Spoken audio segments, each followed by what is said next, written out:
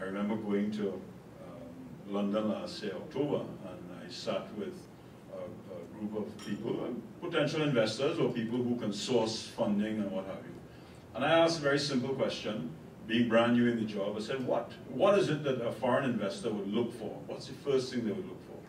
And the first thing that they said was, we want to deal with a corrupt-free country. The issue of business ethics is not only about corruption, it's a number of other things that we have to look at.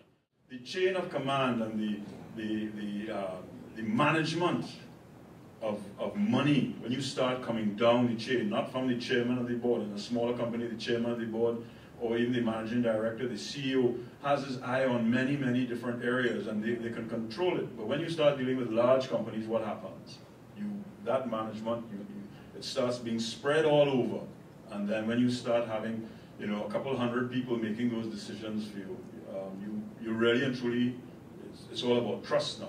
A lot of it is about trust. And therefore, if you have the SMEs, you have them in a position where they are, in fact, they understand what real business ethics, are, then you have a much better chance, obviously, of coming out on top at the end of the day.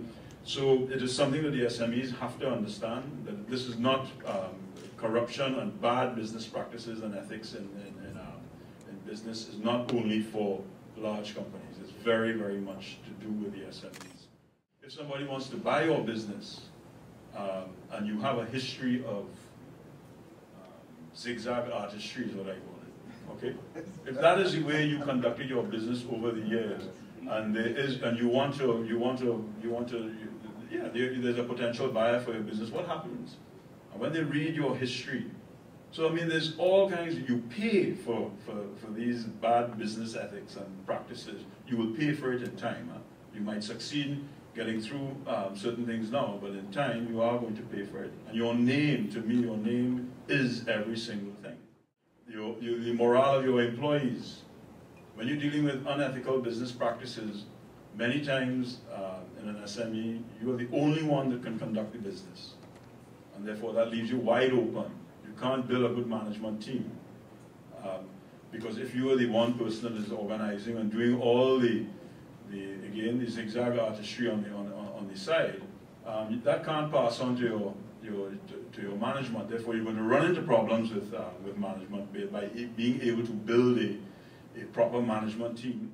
I think if you look at companies wherever, and you can identify them. You can identify companies that were able to build a very strong management team, because again, strong management means you have to trust your management. And if you're involved in all kinds of other stuff, it's very difficult to trust your management.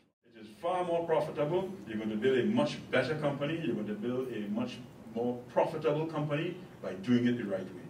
And yes, there are other people in your own business that are going to be unethical. They're going to be corrupt, and they will do business and they will take business from you. But at the end of the day, good over evil.